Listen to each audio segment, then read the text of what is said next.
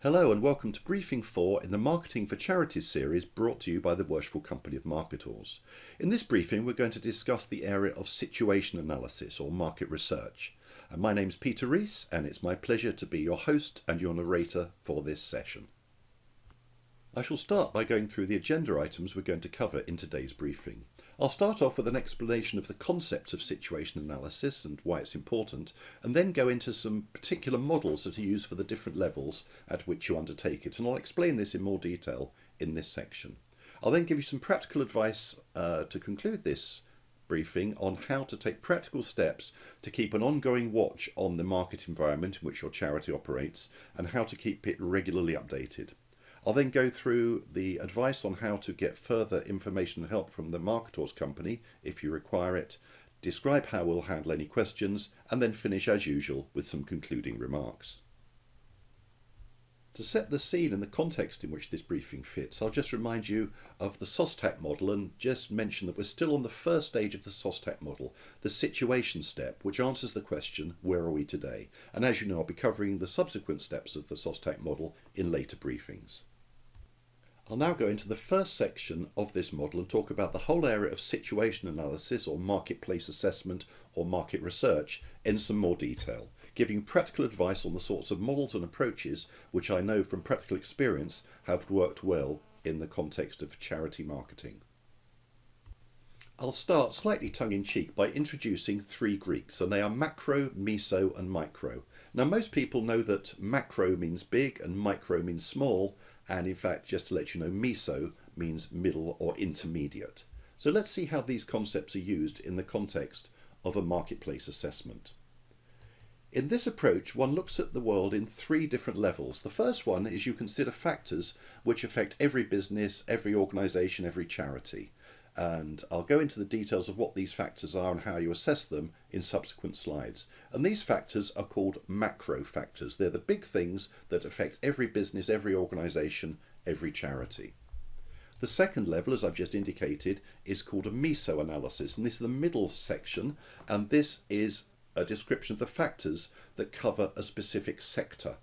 So charities is a sector, medical charities is another sector, and I'll go into a little bit more detail about how one assesses which sector you're in and how you use the meso analysis model later on in this briefing.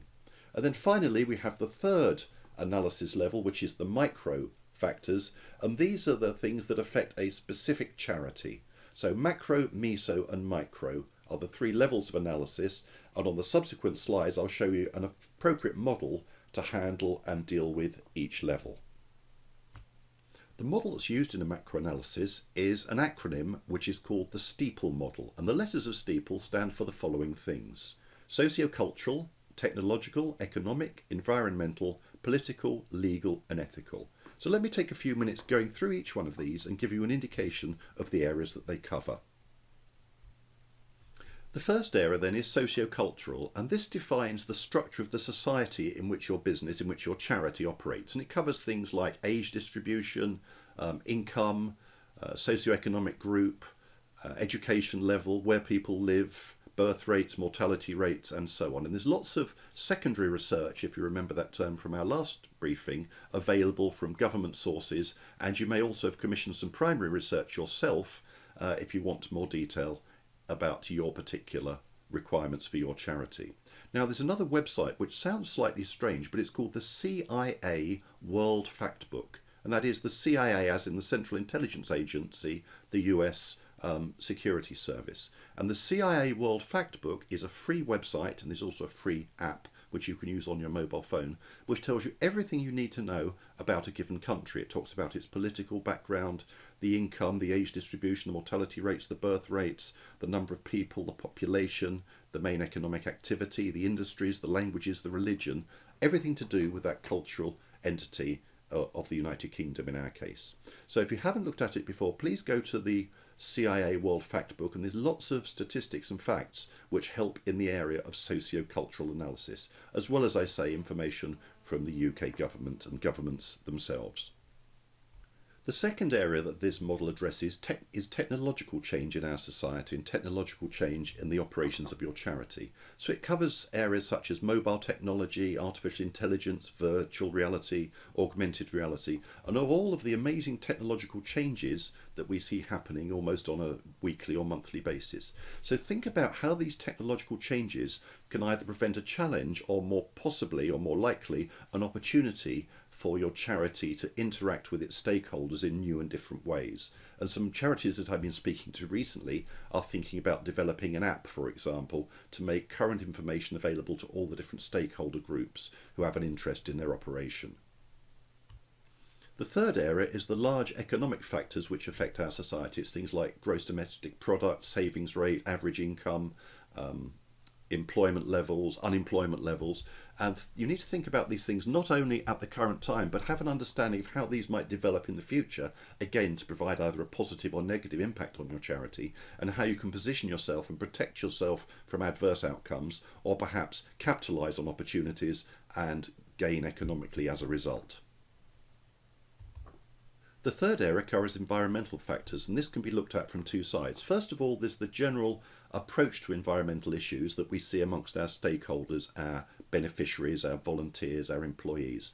And this is things like global warming, carbon emissions, and caring corporate social responsibility program that makes sure that the environment is treated properly. And in fact, some charities, this is their primary mission, their primary purpose is to make people aware of environmental issues and act to improve them on a charitable basis.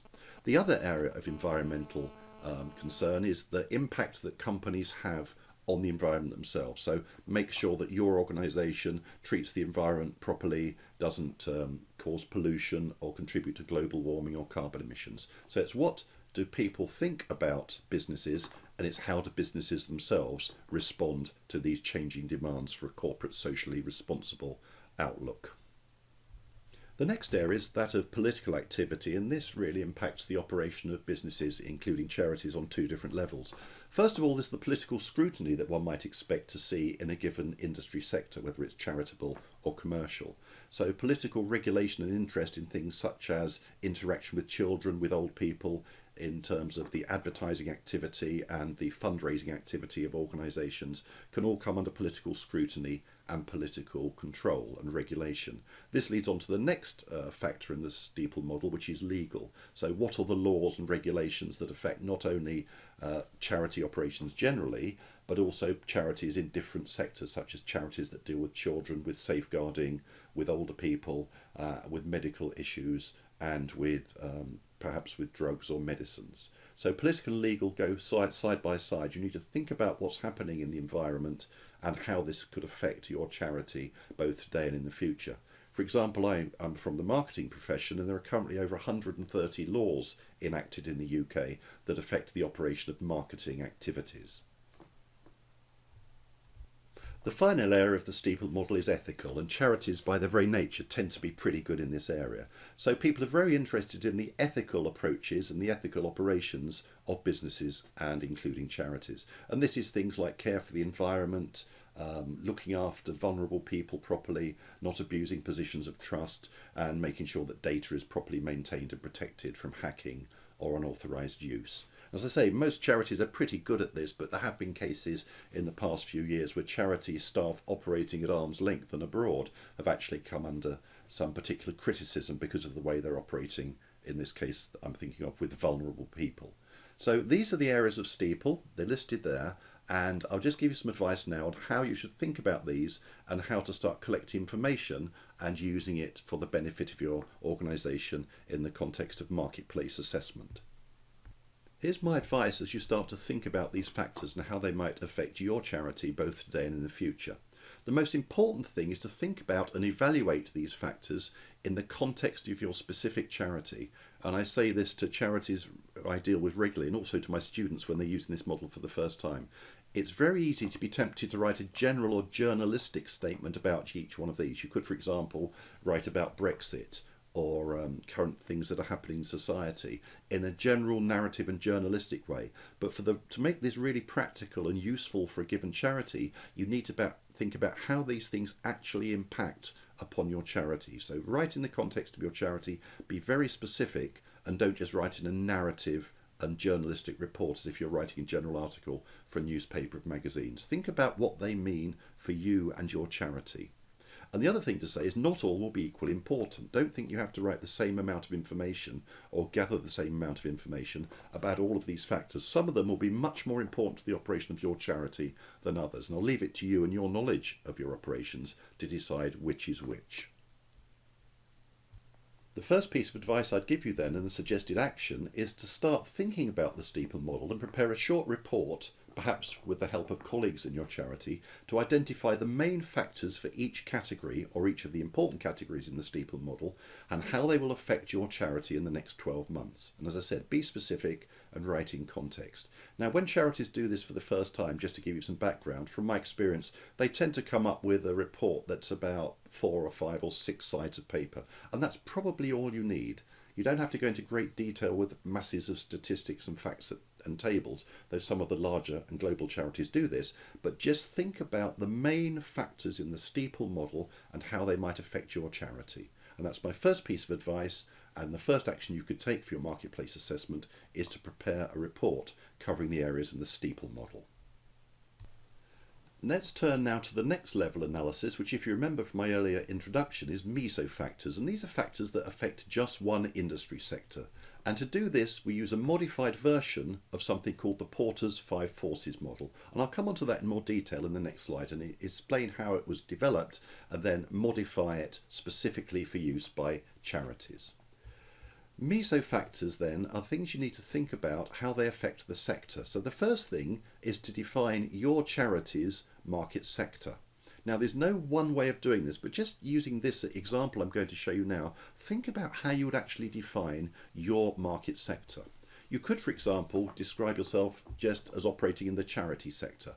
In that case, you're comparing yourself, and using this model, you will compare yourself and compare your size and your operations with every other charity, whether it's a global charity, the World Wildlife Fund, Cancer Research, Barnardo's, the Royal National Children's Foundation, or the NSPCC. So just think, is it worthwhile operating that global level that every charity is equally relevant and equally important to you? You could narrow it down a little bit more, for example, and say that you're a medical charity, in which case your analysis will cover all medical charities operating in the UK, whether it's cancer research or heart disease or mental health issues or addiction problems. You're putting yourself in the same sector as all of these other medical charities if you were a medical charity. You could say, no, that's not specific enough. We're a cancer research charity, in which case you're now comparing yourself and defining the sector as a sector that covers all other big medical cancer research charities. You might want to narrow it down and say, actually, we're a UK cancer research charity, which excludes the international and global cancer research charities, which might have operations in the United Kingdom. Or you could decide you're more specific that and say, actually, we're a charity that just undertakes cancer research to treat children, in which case you're a children's cancer research charity, which means you have a different set of competitors, a different set of other organisations operating, in this case, in the children's cancer research sector. Or you could say we're a UK cancer hospice charity, and you get the idea. In that case, that defines who your other relevant organisations and charities are. Or you could say we're a Hampshire cancer hospice charity, in which case you're comparing yourselves and defining your sector as all cancer hospices operating in the county of Hampshire. So I'm just drawing this to your attention. There is no right answer about at what level you define your sector, but you just need to think about, when you come on to use the model, which I'll show you on the next few slides, is what's the most relevant sector definition that allows you to get the most use and the most value out of using this model, which I shall now go on to describe. So you may want to go through the explanation of the model, then come back to this slide and think about which is the best definition of your charity's market sector. At first sight, I'm going to say up front, this next model and the subsequent slides can seem a bit daunting and a bit overwhelming. So I will say, if you find that you're having trouble understanding it the first time round, by all means replay this section of the briefing for a few times so that you fully understand the concept. And the model in this analysis for Meso sector level analysis is called Porter's 5 Forces model, and it's invented by a very well known, very famous marketing academic who's Professor Michael Porter, and an American academic and consultant who has great status and great reputation in the marketing sector. And he invented this very powerful model. So on this slide, I'm going to describe how it works for commercial organisations, and then in the subsequent slides, I'm going to explain how I've adapted it and adopted it to be used by charities. So just to give you some historic background and some context, Porter's Five Forces looks at 5 different areas of a marketplace. First of all, it looks at the central sector, which is called competitive rivalry. So this is where you think about, or where commercial organisations think about, who are their competitors, how many competitors are there, what's the relative market share, the relative size and the relative resources. Are there any opportunities for collaboration or partnership, or even for mergers or acquisitions and consolidation within the industry? So you need to understand the structure of your industry sector as I described on the previous slide, and who else is operating in this same sector.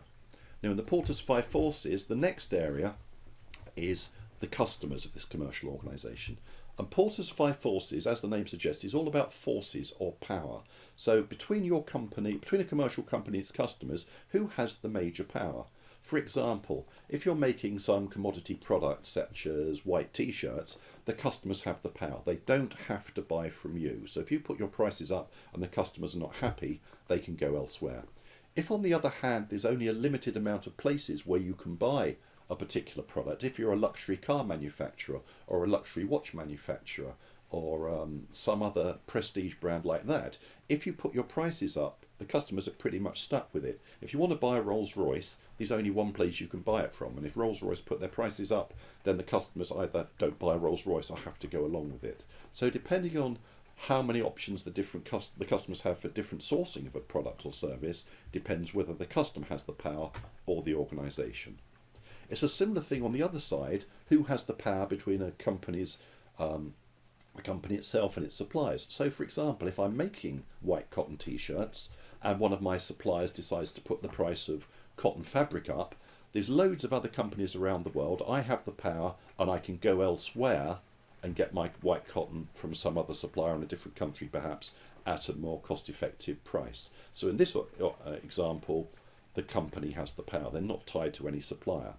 If on the other hand the supplier is somebody who makes specialist computer chips and they're the only people in the world who make these chips, so think of somebody like Intel, then if I'm making personal computers or mobile phones that contain Intel chips, I'm pretty much tied to that supplier. In that case, the supplier Intel has the power, and I as a user of their products and services as components for my devices have pretty much no choice of where I can shop.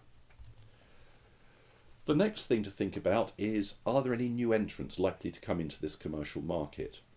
Success breeds interest and success breeds new entrants. So if I'm involved in, say for example, electric cars or electric scooter design, and that's my operation, I'm a company that's making electric cars, and I start to be successful, you can bet your life that new entrants will be attracted in, they'll sense the opportunity, and other car manufacturers might move into this sector, or technology companies might move into this sector if they think there's a commercial opportunity. And here what we can do to prevent new entrants is patent or copyright our designs and our technology to try and build barriers for them to enter the market. And the final part of Porter's Five Forces is substitute offerings. Is there any different way that customers can acquire what I make and what I sell which will change the market and take away my power? And the classic example of this, which we've seen over the past 20 or 25 years, is the rise of the internet. People who would traditionally have gone to a bookshop or to a music store on the high street to buy their music or their compact discs or their films or their videos now buy it online. So the rise of the internet and the e-commerce technology has completely changed and substituted new ways for consumers to acquire things like music or videos or books in a different way without visiting a physical store. So that was the basis of the Porter's Five Forces model, and what I've described there is how it works in a commercial organisation sense. Let me go on to the next few slides and take you through the same sort of model, but I've adapted it to be more specific and very relevant to charities. On the next few slides, I'm going to explain how I've adapted the Porter's Five Forces models to be more relevant to charities. But the first point I'd make is the central box, the competitor rivalry, remains the same between commercial organisations and charities. Now, this causes us some measure of concern when I've discussed this with charities in the past, because charities don't generally like to think of their competitors in the sector as rivals. But in fact, from a marketing point of view, that is what they are. They're competing for the same resources as you are. They're competing for volunteers or staff or donors or sponsors or other resources. So please do gently think about other people operating in your sector as your competitors. Now, this doesn't have to be a negative thing. You can look at your competitors in the sector as possible other organisations with whom you might work cooperatively.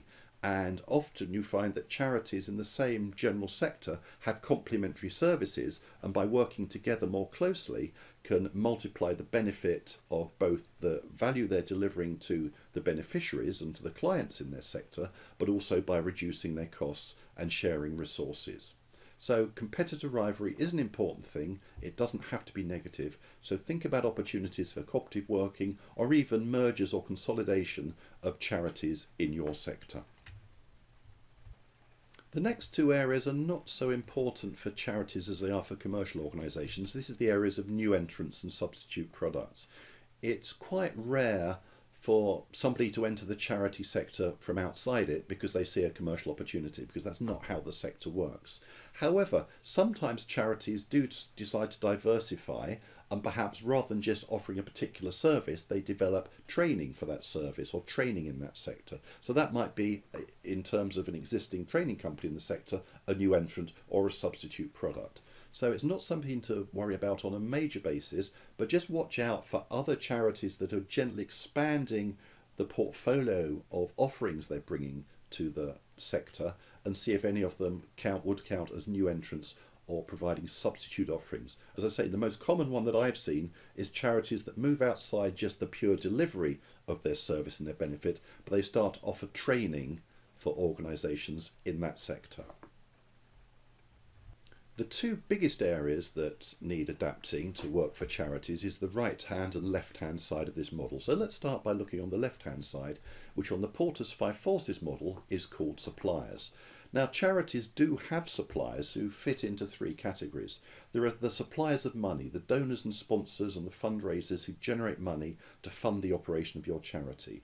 There's then the volunteers, who are generally speaking the unpaid helpers and assistants of your charity, both for fundraising and collection, but also for service delivery. And then there's all the other resources you need. And this is a combination, for example, of your full-time paid staff, your offices, your premises, and other resources, whether it be medicines or tents or water purification plants or other physical things that you deliver to your beneficiaries. These are the areas of supply. So think about the power and what you can do to optimise your relationship with the people who provide the money, the volunteers who provide their time, and the other resources you need to operate your charity successfully.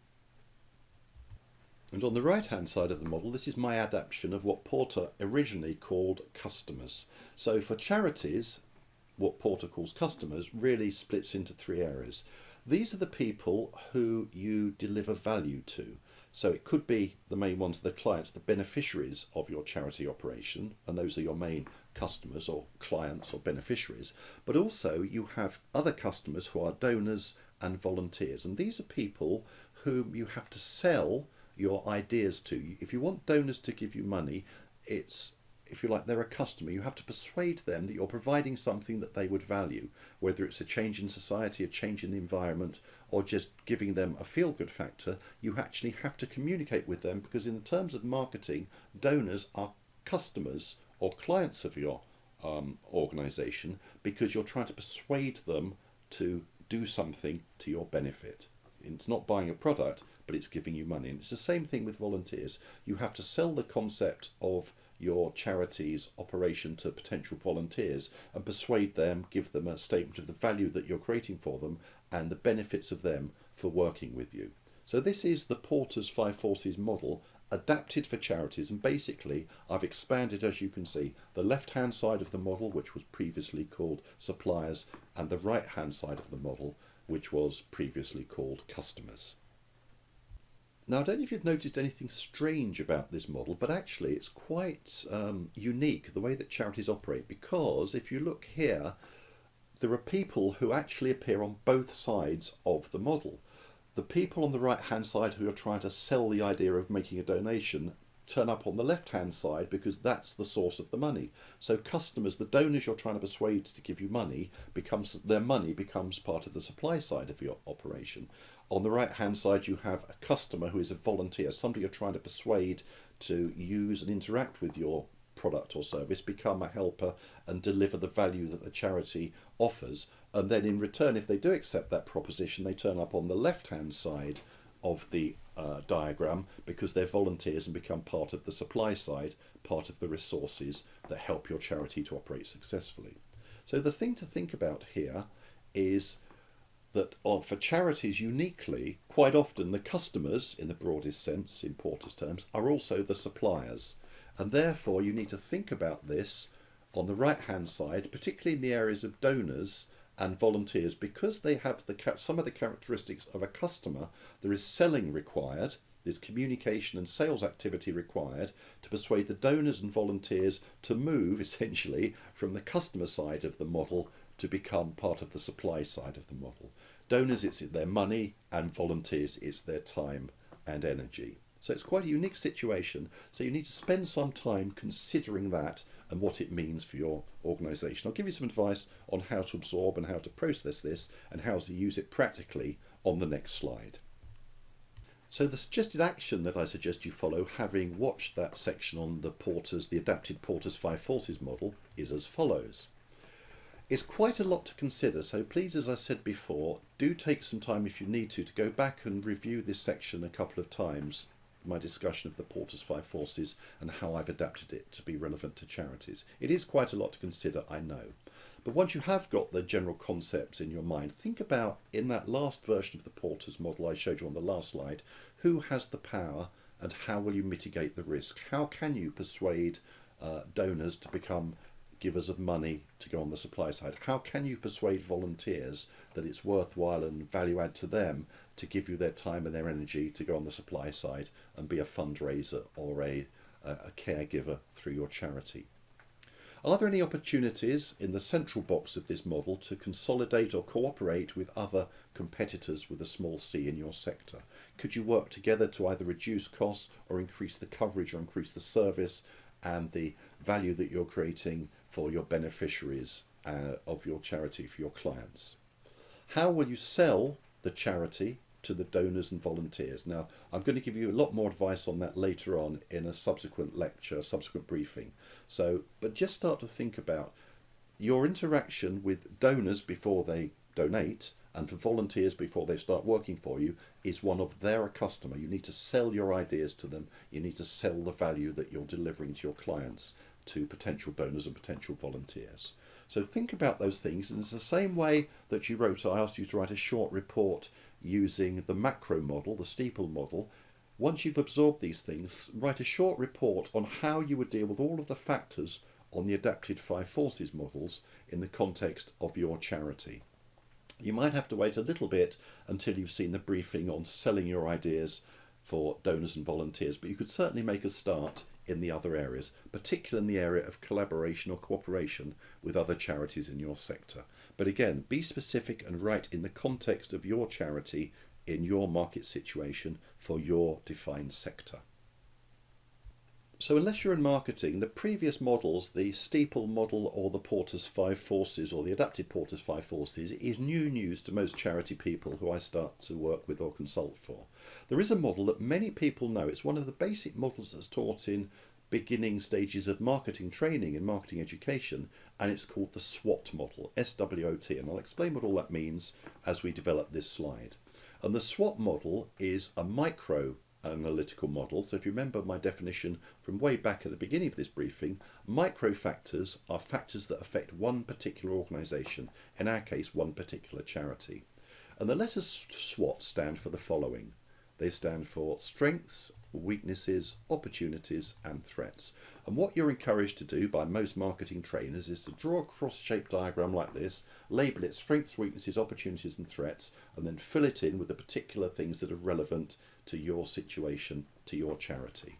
Sometimes you're given this extra piece of advice, which is actually quite important, but you don't always get it, and that is that the strengths and weaknesses are factors that are internal to your organisation, and opportunities and threats are external factors. Now, not everybody is given that advice and not everybody follows it. So sometimes the first mistake people make is mixing up which things go above or below the horizontal line. So strengths and weaknesses are internal, opportunities and threats are external. And people, when they first understood this model, they go away and they fill it in like they're taught to by all marketing trainers, and they would write something like this. So I'll leave it to you just to read for a second through these bullet points. They almost always write in short bullet points because that's how the textbooks tell you how to do it. That's what the lecturers tell you how to do.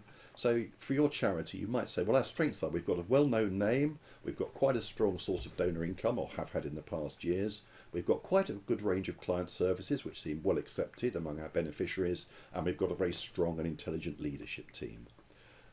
We've got an established brand image. So it's quite old, it's a bit out of date, it's not so current, we haven't rebranded, we haven't updated our logo. We're pretty poor on social media, we barely use it, we just do the odd tweet every few days. We have got a limited advertising budget, we've got quite a high staff turnover, and today with the current situation with office property, we've got rising costs. So that's what people typically say above the line, their strengths and weaknesses, internal factors.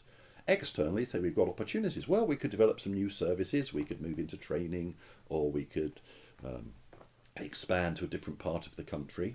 We'd increase our client base, we could beat the competitors, we could make sure that we are the preeminent charity in our sector that does what we do, and we could increase our brand awareness. The threats, of course, are competition, because some of our other people who operate in our sector have got more resources than we do. We're a bit concerned about the possibility of a recession. And of course, Brexit is a continuing thorn in our side and provides further uncertainty. Well, let me tell you, if you provided or wrote a SWOT analysis like that and I was marking it at my university, I would give you almost no points, which sounds a bit harsh, but let me explain why that is. When I show this to my student, it quite shocks them. So let me explain why I'm being so harsh in this context. The fact is, if you read this SWOT analysis, and this is sometimes typically what people do the first time they try to do a SWOT, it is so bland and so narrative and so general, it could apply to certainly any charity or any organisation. There's no specificity, there's no context. I mean, saying, for example, a threat is a competition or an opportunity is to develop new services is so vague and narrative and general, it doesn't actually tell you anything. So if you have threats from competition, what are the competitive threats? How big are they? How can you mitigate against it? If you have an opportunity to develop new services, don't just say new services, be specific and say what they are. So the basic problem with this is it's too bland, it's too narrative, and it's too vanilla. It doesn't add any value, it doesn't tell you anything important or specific. So on the next slide, I'll give you some advice on how to complete a task like this to create more value to your organisation. So it's something you can actually use in a practical and applied sense. So the good practice for SWOT is as follows, and I do wish lecturers and tutors and professors in marketing organisations would adopt this advice when they're teaching it. The first thing is make sure you explain to people who are going to use the SWOT model that strengths and weaknesses are the internal factors and opportunities and threats are external. And if you get that right, it goes a long way to setting your SWOT in the right context to start with. The second thing is you don't have to present a SWOT in the form of a diagram with a few short bullet points in each quadrant. This is something that absolutely drives me crazy. Every marketing lecture, every textbook shows a SWOT analysis as a cross, marks strengths, weaknesses, opportunities, and threats, with 4 or 5 short narrative bullet points in each quadrant. And basically they're all a statement of the blindingly obvious and add no value. So my advice, if you are going to undertake a SWOT, is you can present the content in a table or as paragraphs of text if you wish, and it's better if you do. Rather than listing opportunities as 4 bullets, write 4 paragraphs or 4 sides of paper. Give detail and specific context to your organisation and the market and the sector in which you're operating. Short lists of bullet points tend to create generic, obvious and valueless content, so my advice is try and avoid doing a SWOT in the form of a table with a cross and bullet points. Be very specific in the context of your charity and your chosen market sector, and use multiple services, require multiple SWOTs. So for example, to move outside charities, if you were Marks and Spencer's, for example, I've seen people try to do a single SWOT for Marks and Spencer's. So Marks and Spencer's, among other things, has a food section, ladies' clothing, men's clothing, children's clothing, furniture and homewares. That's 5 separate markets. It's 5 separate markets, 5 separate product categories. And the strengths, weaknesses and opportunities and threats that Marks and Spencer faces in its food operation is entirely different to the SWOT factors for its furniture and houseware section, or women's clothing, or men's clothing and children's clothing. There's different competitors, there's different economic situations, there's different customer base. So if your charity has multiple service offerings, if you do training and provide hostels and provide medical care, that's 3 different markets, that's 3 different client bases, 3 different sets of competitors, and that in that example it would require 3 different SWOT analyses, because the strengths, weaknesses, opportunities and threats for training or for providing hostel or providing medical care or counselling are different, so they each require a separate SWOT. So if you follow the advice on this slide, it is likely that your SWOT analysis is going to provide something that's useful and valuable to you, something you can work on and use to develop your marketing plans. My final recommended action point then for this briefing is, now we've considered the macro, the meso and the micro sections, the situation analysis for global factors for your sector and for your company, I recommend that you write a full market assessment plan, formally completing analyses at a macro level using the STEEPLE factor, at a meso level using the Porter's 5 forces, and at a micro level using my recommended approach to a SWOT analysis. And I recommend that you complete that full plan as a formal part of your marketing activity once a year, and then review and update it perhaps mid-year, just check that it's still valid, but every year go for a formal process of providing this full marketplace assessment, this full market research plan. Now it is some work, I do acknowledge that, and you might need assistance and advice, and I'll explain how you might get that from the Marketors company.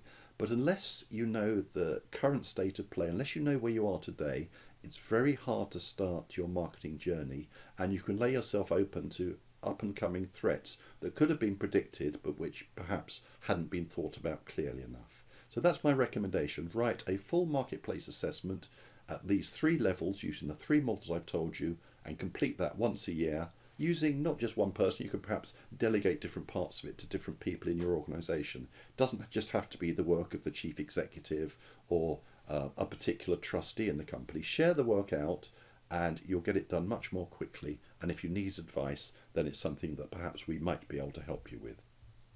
So to wrap up this briefing, as normal, I'll just go through some ideas about next steps.